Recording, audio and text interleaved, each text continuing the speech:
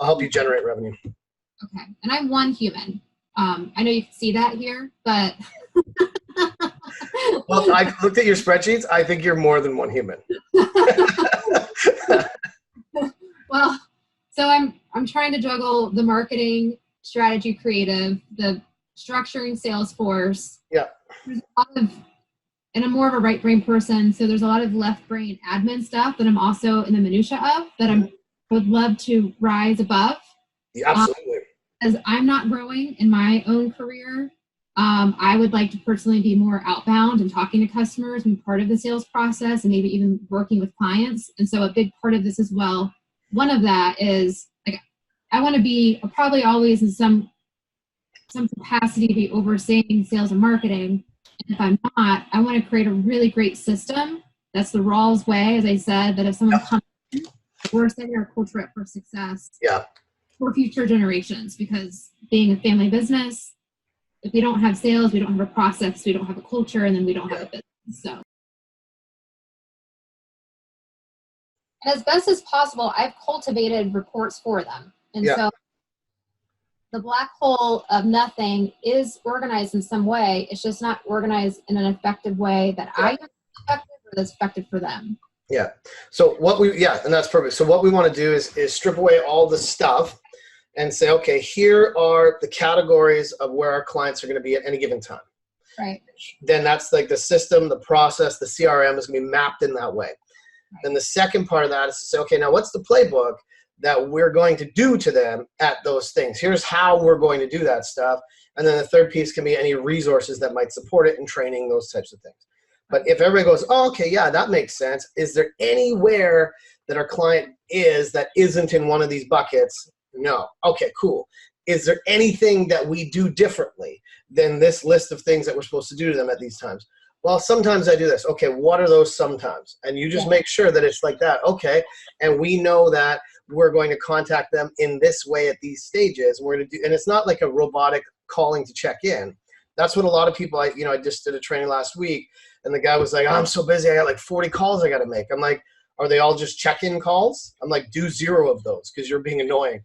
We need to call somebody with a purpose. So we want to strip away anything that's not adding value to your clients. Your check-in stuff can be your content marketing.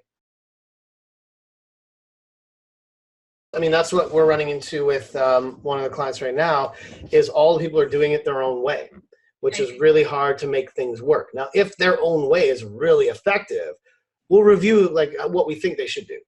But often they're just creating a bunch of like entropy in the business by saying, I need this custom, I need this custom, I need this custom. We're like, you're killing us because those people don't convert, and you're changing the business model. Right. Does that ever happen to you guys? Oh yeah. Well, everything I've had. I was doing so many things custom to the point where it just, the amount of time I was spending on it was dumb. Yeah. Customizing doesn't make you money. Yeah. Repetition makes you money, and not in a boring way. These guys can be unique. So these, help them be awesome within a solid framework, right? So that's all we want to do. So now if they're looking at the system, right, the system, and nudge what to do next. And like I said, doing your future self a favor. With Canada, so we use a U in there.